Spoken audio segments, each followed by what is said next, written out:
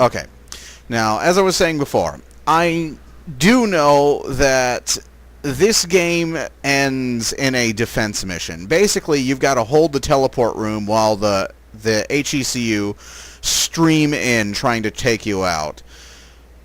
Which is bad news for me because the only thing that works on them is fucking grenades.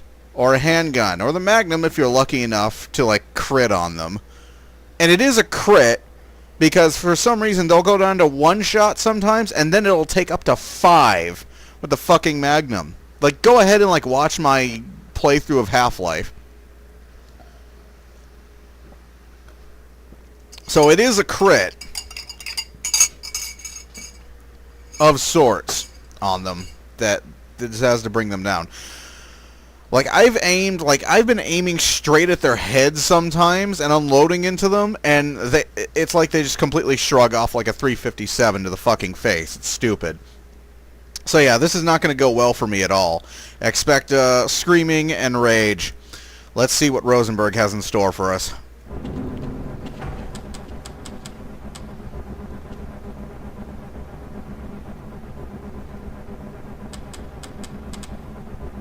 All right. I'll stay down here to monitor the system levels and direct the procedure. I need you to climb up to the control room and activate the main power. Once the process has started, you'll also need to release the damping locks each time the system has charged in order to open the displacement field. Don't worry, Mr. Calhoun. The process is simple, and I'll let you know when you need to do something. All right.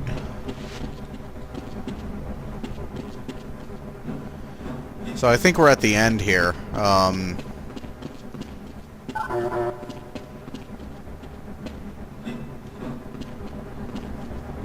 What are you waiting for, Calhoun? Get up to the control room and locate the main power switch. Very good. Stand by, Calhoun. Once the system is initialized, it will take a few moments for the interpolating resonance coils to achieve focus. Is it bad that I understand what he's talking about? Well, sort of. A lot of it's just technobabble, but is it bad that when he was like going on and on and on earlier, before he sent me to Zen? Oh no. The primary coolant line has been ruptured. Calhoun, go to the valve located on the catwalk and release the pressure. Hurry, before the system overheats. Shit, shit, shit, shit, shit! This is no time for games, good. Now keep turning the crank until the pressure level reaches normal.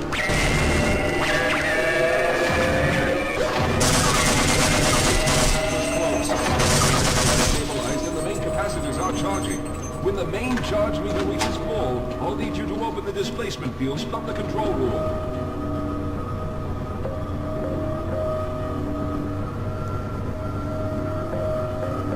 Alright, come on.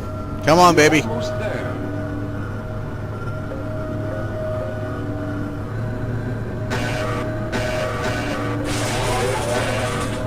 Okay, the system is fully charged. Throw the switch located at the window of the control room. There, the field is open. Go now, Walter.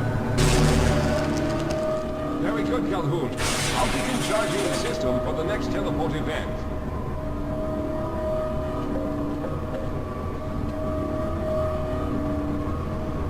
This goes south really quickly.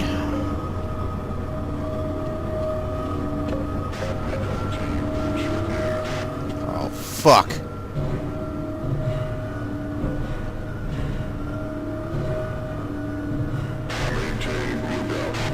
Almost there.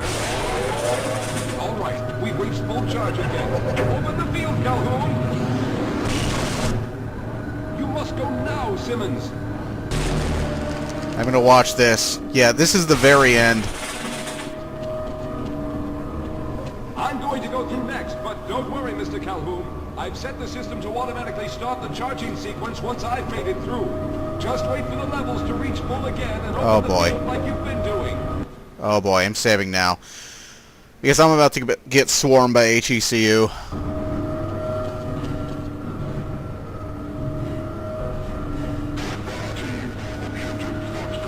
I can hear them.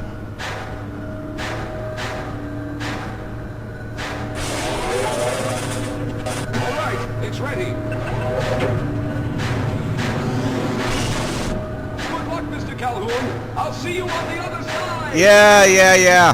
Whatever. Here we go. Here we go. Are you fucking kidding? What? What? No. No. Autosave. Teleport to quick save. Load. Oh my god, load. Auto? Auto. All right. There we go. It's ready. Good luck, Mr. Calhoun. I'll see you on the other side. Hey. There we go.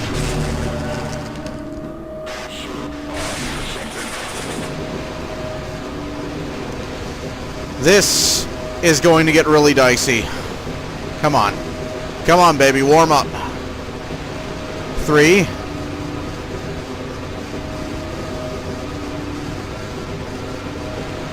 4. 5.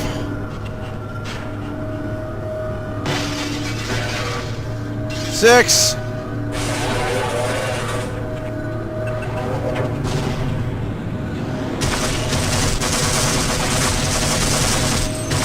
Oh, I'm gonna die. Yeah. Fuck's sake. Okay.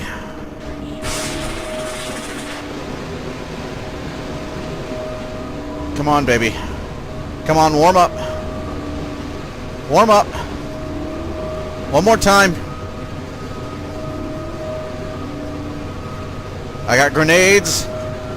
I got grenades for everyone. We can do this. Come on, baby. Come on, baby. I don't know how that came through walls.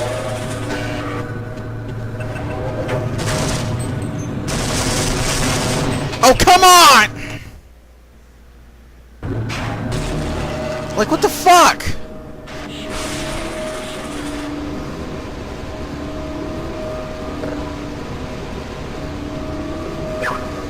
I'm gonna have to, like, just chuck up like snarks.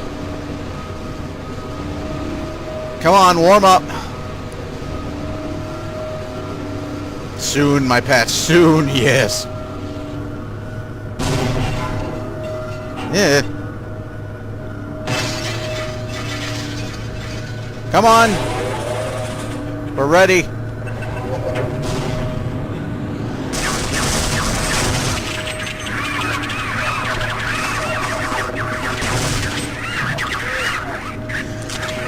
Go, go, go! Get down! Get out the fucking ladder! Yes!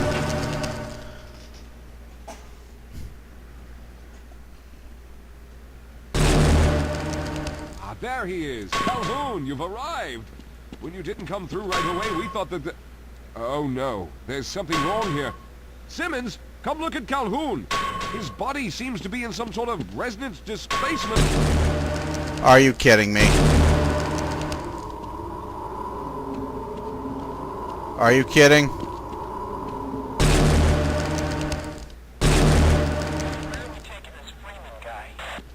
Upside for questioning. What the hell for? We've got him. Let's kill him now. And if they find the body...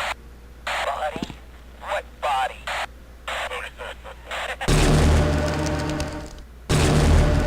Blah. Oh, thank God you made it. I was Barely. worried that a malfunction occurred at the last moment and you might have been caught in an infinite harmonic reflux. If that's What? the case, then you're lucky to be standing here. Then again, we're all lucky. Thanks to you, however, we were actually able to pull off this harebrained idea. We made it, Mr. Calhoun. We made it.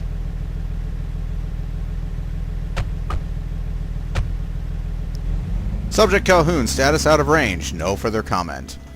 And then the world was taken over by the Combine. Massive portal storms all over the Earth.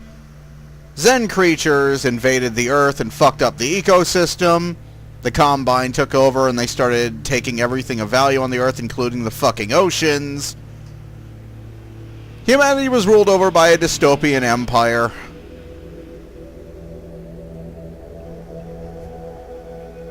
So, you know, a happy ending.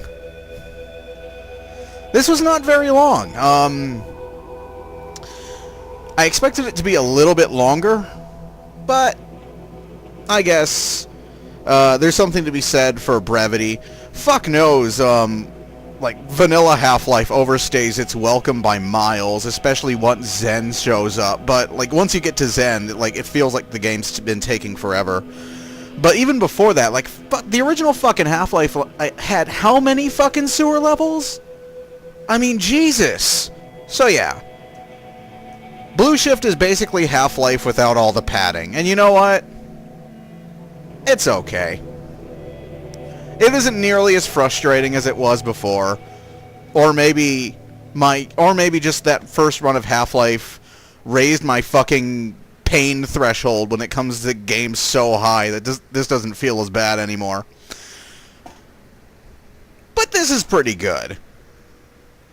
It's not as shit as Colonial Marines. Then again, what we're looking at is not exactly a game. This is kind of like Opposing Force. Like, Opposing Force is more its own thing, but this is basically a mod.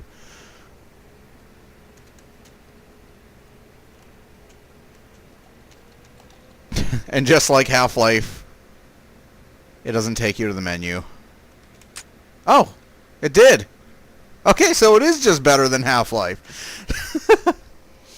So as a game experience, how would I rate Blue Shift? Well, Blue Shift, you know, on its own would not be a good game. But as a mod for Half-Life, which is what it is, this is a mod. You know, this was sold in its own retail box. You know, this was sold as its own thing, but it's a mod. It's a mod for Half-Life, and as a mod, I'll say like go ahead and check it out. Blue Shift's okay.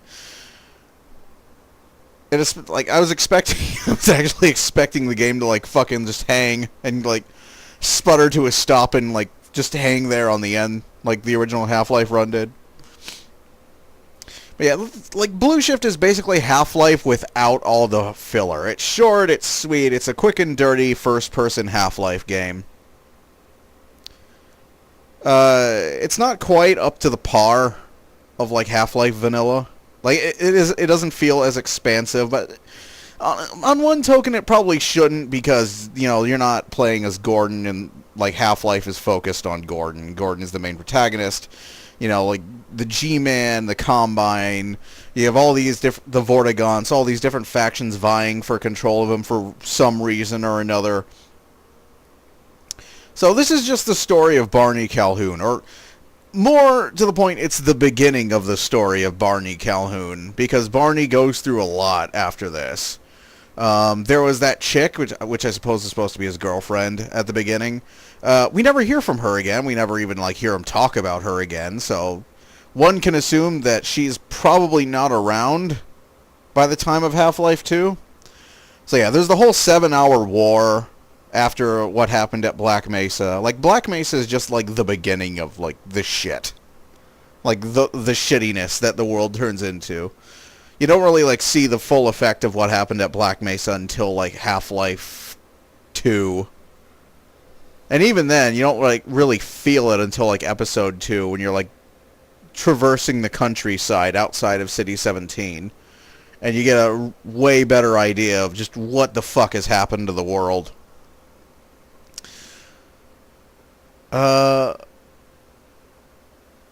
Half-Life 2 is just so much better, but Blue Shift's okay. I'm not going to say it's like magnificent. Like, it didn't end on like a final boss. It ended on a hard bit. Like, I can see like how if you were like, because I kind of cheesed it at the very end with the snarks. I can see how if you were just like charging ahead, you know, trying to get to that portal and kill it, and intent on killing the HECU before you get there, I can see how that could be difficult. In fact, I almost didn't make it through. I was down to like 2 health when I finally hit that portal. I almost didn't make it through that. I was actually surprised that worked. that bum rush worked after I tossed out all the snarks. I just had to give them something to distract them so I could get past them. I didn't really feel like fighting my way through the HECU, especially since one of the biggest problems in the original Half-Life, especially after playing Half-Life 2, and especially various other first-person shooters these days, like one of the biggest problems of the original Half-Life is none of these weapons feel fucking satisfying to use at all. Like, there's no feeling that you were just ruining something's face with these things, and they do such minimal damage, especially against the HECU, that it feels kind of like, why am I bothering sometimes? You know, like, really, it's just like set up an ambush point and load it with explosives, and that's how you deal with the HECU. Like they'll shrug off magnum rounds. They'll shrug off 4 shotgun rounds to the face before they die. They'll shrug off entire magazines worth of assault rifle ammo. You know, and then you whip out a pistol and they die almost immediately, and it's fucking insane. None of these weapons feels particularly useful against the HECU. Now, against the Zen aliens is another story. A lot of the weapons feel incredibly satisfying against them, but then Zen happens, and then nothing about this game feels satisfying. I knew that you ended up on Zen at some point in Blue Shift, because you have to, like, do the thing. Like, I knew you had to do something, I just didn't know what it was, so you have to go there and, like, activate the teleport or what have you now.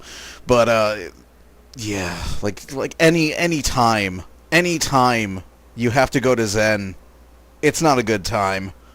Zen's really just that bad. It really is. Zen is just awful. And so many people hated it. The Zen segment in Blue Shift wasn't nearly as offensive as it was in Half-Life. Like the entire final act of Half-Life is Zen. Like, it's all set in Zen, and you have to completely get used to, like, completely different platforming mechanics now, and you have to get used to using that booster pack or you're not going to get far. And the booster pack itself is really dodgy. And, oh god, it's just terrible. It's fucking horrible. And then you get to Nihilith, who is just this mook-making asshole. You know, who's just this total fucking douchebag with his teleport attacks and his, like, insta-kill electrical spam. You know, it's... My hat's off to you. If you manage to kill Nihilith with the crowbar, which you can do. If you, like, open up his head, you can jump in to, like, kill him with the crowbar. If you can do that, my hat's off to you, because I'm just too fucking annoyed at the son of a bitch to even try. So that wasn't that painful. I'm actually surprised. I'm actually surprised that I had as much fun as I did. Milky's probably going to be disappointed, because I remember talking to him, he was like, I am expecting, like, torture from this fucking playthrough. I'm sorry. Sorry, Milky. I'm sure Imveculus is happy with the... If not the pain, not the pain that I suffered, but the intense annoyance I suffered, at least. I hope that made it worth it to you. That's Half-Life Blue Shift. It's alright. It's alright. Now, if you want to talk about a Half-Life expansion that is different in a lot of ways, Opposing Force. Opposing Force actually gives you squad mates. Like, you actually... you play as Adrian Shepard, a member of the HECU, and you actually, like, can work with squad mates. You can, like, keep squad mates with you, and it's kind of like an early version of what your followers in Half-Life 2 would be like, where you would have medics and stuff, and they would here, take this med kit, something along those lines. You could have, like, medics who could, like, heal you and such. I think Quake 4 also does that. Quake 4, there's a game I've been wanting to play. There's a game I've been wanting to do a versus of for a long time. Quake 4, Quake 4 is not a bad game, but it's not an average game either. Like the only thing that is above average of Quake 4 is the beginning. Like, the beginning, it kind of suffers the same problem that Resident Evil Code Veronica does, where, like, you have the beginning of the game, which is filled with this with dialogue and establishing characters and really cool set pieces and really cool scenes. you know, you're explaining the plot, you're explaining the location, the setting, you know, you're establishing characters, who these people are, what they like, who they don't like, you know, what they're about. And then, like, about halfway through the game, or not even halfway, like a third of the way through the game, it just becomes one corridor after another, after another, after another, after another, with really no... with really no connection to each other whatsoever. You know, there's nothing bridging these two. There's nothing, like, breaking up the monotony of, like, the corridors and, like, the Strogg that you're fighting. You know, it's just, like, one room after another, oh, look, more Strogg. And there's no... That density and, the density of plot and the diversity of gameplay that's in the very beginning, where you could be on foot, but then you could be, like, riding on a mine cart looking thing, you know, and then you could be, like, walking around in a mech, you know, and then you could be fighting along or escorting another squad, you know, stuff like that, like, really mixing up what your objectives are and how you're going about them and where you are and what you're doing. That all stops about a third of the way through the game, and then it just becomes one corridor after another, broken up every once in a while by, like, a mech or a tank segment. And there's a little bit of story dotted throughout the rest of the game, but nowhere near the density of Space Marine awesomeness that's going on at the beginning, especially with you, like, running around the Hannibal, which is, like, this old light drop vessel, basically this mobile, this flying field base, you know, like this flying landing craft. And, like, watching that thing land is really cool, because it all happens in engine. You're watching it come down. It's a lot like watching, like, not in Amberclad, but Forward Unto Dawn show up in a Halo 3, where it starts out as, like, a little dot, and the little dot gets bigger and bigger and bigger and bigger as it, like, shows up, and then it's, like, towering over you when it finally arrives, and it's, you know, and like, the wind generated by its arrival is enough to bowl over tanks. You know, the Hannibal's arrival is something like that, and it's really cool to see. But, like, the game gets boring. I mean, really painfully boring, like, halfway through.